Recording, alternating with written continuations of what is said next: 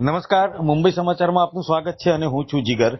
ગુજરાતમાં અત્યારે હાલ જે પ્રમાણે રેડ એલર્ટની જાહેરાત કરવામાં આવેલી છે અને ત્યારબાદ તેની અસર પણ જોવામાં આવી છે. વહેલી સવારથી દક્ષિણ ગુજરાતથી વડોદરા સુધી ધોધમાર વરસાદ વરસી રહ્યો છે અને ક્યાંક પાણી ભરાયાના દ્રશ્યો પણ સામે આવે છે. ત્યારે આ નવી આગાહી પ્રમાણે આવનારા દિવસોમાં કેવો વરસાદી માહોલ રહેશે અને નવી જે સિસ્ટમ જે સક્રિય થયેલી છે તેને શું કહેવાય અને કેટલા દિવસ તે સક્રિય રહેશે તે જાણકારી માટે ગુજરાતના જાણીતા હવામાન નિષ્ણાત પરેશભાઈ ગોસ્વામી મારી સાથે જોડાયેલા છે. પરેશભાઈ, સ્વાગત છે આપનું. જી નમસ્કાર. પરેશભાઈ, જે રીતે આગાહી હતી તે જ રીતે વહેલી સવારથી જ વરસાદ દક્ષિણ ગુજરાતથી આગળ વધી રહ્યો છે, પરંતુ અમદાવાદમાં રેડ એલર્ટ, પરંતુ અત્યારે હાલ તડકો જોવા મળી રહ્યો છે. તો અમદાવાદીઓએ શું સમજવાનું? જો પહેલી વાત તો એ છે, આઈએમડી નું રેડ એલર્ટ છે, પણ અમે જે વાત કરી હતી એ મુજબ હું આપને જણાવવા માંગુ છું કે અત્યારે જે સિસ્ટમ છે એ આ બંગાળની ખાડીની સિસ્ટમ છે. આ બંગાળની ખાડીની સિસ્ટમ છે. આજે અમારું જે સવારે 10 વાગ્યા સુધીનું છેલ્લું પ્રિડિક્શન છે એ મુજબ સિસ્ટમ છે એ મહારાષ્ટ્રનું જલગાંવ અને મધ્યપ્રદેશના ઇન્દોર વચ્ચેના પાર્ટમાં એનો સેન્ટ્રલ પાર્ટ છે અને એના આઉટર ક્લાઉડ છે એ મહારાષ્ટ્ર અને મધ્યપ્રદેશ બોર્ડરે પહોંચી ગયા છે. એટલે મહારાષ્ટ્ર અને મધ્યપ્રદેશ બોર્ડરેથી અત્યારે વહેલી સવારથી વરસાદની શરૂઆત થઈ ચૂકી છે. બની શકે કે આજે સાંજે અથવા તો મોડી રાત સુધીમાં આ વિસ્તારોમાં વધારો થશે ને અમદાવાદ સહિતના વિસ્તારોમાં વરસાદની શરૂઆત થશે. આ સિસ્ટમ છે અત્યારે ધીમે ધીમે પશ્ચિમ દિશા તરફ સતત આગળ વધી રહી છે, જેને કારણે આજે 31 જુલાઈથી લઈ અને 4 ઓગસ્ટ સુધી ગુજરાતની અંદર સાર્વત્રિક એટલે કે લગભગ 95% વિસ્તારની અંદર વરસાદ પડી શકે છે અને અનેક વિસ્તારની અંદર ભારેથી અતિ ભારે વરસાદની સંભાવનાઓ દેખાઈ રહી છે.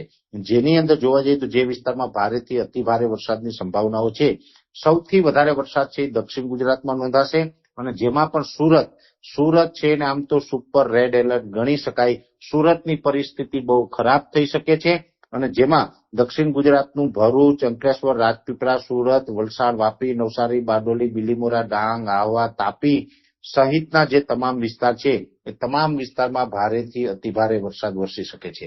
અને એમાં પણ જે મધ્ય ગુજરાતના વિસ્તાર છે, જેમાં છોટાઉદેપુર, પંચમહાલ, વડોદરા, આણંદ, નડિયાદ, ખેડા અને અમદાવાદ, આ તમામ વિસ્તાર મધ્ય ગુજરાતના છે.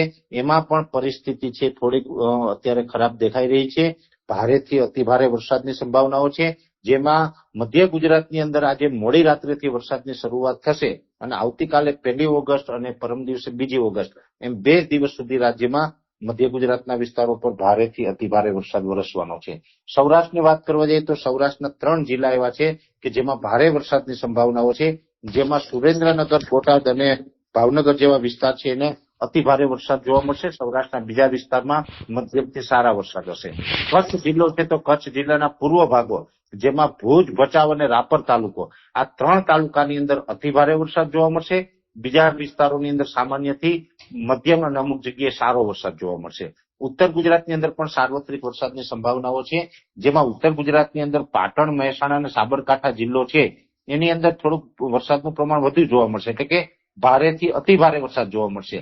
વાવ, થરાદ, બનાસકાંઠા હોય, અરવલ્લીના વિસ્તાર છે, મહીસાગરના વિસ્તાર છે, એની અંદર એકંદરે સારો વરસાદ અને એકાદ બે સ્પેલ છે એમાં પણ ભારે વરસાદના નોંધાઈ શકે છે. એટલે આ રીતે ઓલ ઓવર જીગરભાઈ ગુજરાતની અંદર સાર્વત્રિક વરસાદનું અનુમાન છે અને આ વરસાદ છે 4 ઓગસ્ટ સુધી ગુજરાતમાં અસર કરતા રહેશે.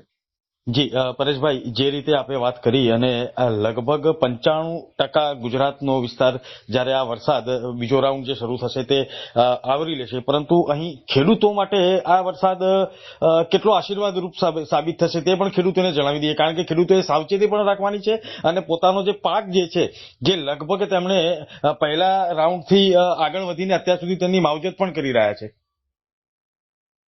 હા જીગરભાઈ, જોવા જઈએ તો આ જે વિસ્તારમાં ભારેથી અતિ ભારે વરસાદ પડવાનો છે એ જિલ્લાઓમાં ચોક્કસથી ખેડૂતોને નુકસાનકારક સાબિત થવાનું છે. અત્યારે આમ જોવા જઈએ તો શાકભાજી હોય, કપાસ હોય, મગફળી હોય, સોયાબીન હોય, ઘણી જગ્યાએ એરંડા અને તુવેરના પણ વાવેતર થઈ ચૂક્યા છે અને એમાં અતિ ભારે વરસાદ પડે તો અલગ અલગ પ્રકારની ડિઝીઝ આવવાની શરૂઆત થશે. ઓલરેડી ગયા રાઉન્ડની અંદર જે વધારે વરસાદ પડ્યો હતો એની અંદર પણ નુકસાની જોવા મળી છે.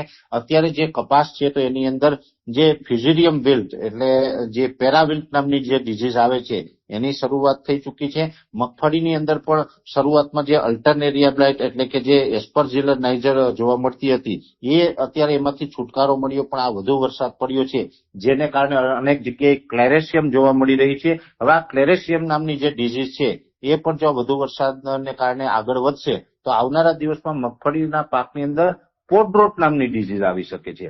એટલે વધુ વરસાદને કારણે અલગ અલગ પ્રકારની જે ડિઝીઝ આવતી હોય એને કારણે ખેડૂતોને અનેક પ્રકારના અલગ અલગ રીતે નુકસાન થવાના છે. એટલે વધુ વરસાદ પડે તો ચોક્કસથી આ ખેડૂત જે વિસ્તારમાં વધારે વરસાદ પડવાનો છે એને નુકસાની ચોક્કસથી આવવાની છે. જી પરેશભાઈ, આપ મુંબઈ સમાચારમાં જોડાયા અને ખેડૂતો માટે અને આવનારા 4 દિવસની જે આગાહી છે અને લોકોએ સાવચેત રહેવું તે અંગેની માહિતી આપી તે માટે હું આપનો આભાર માનું છું. જી.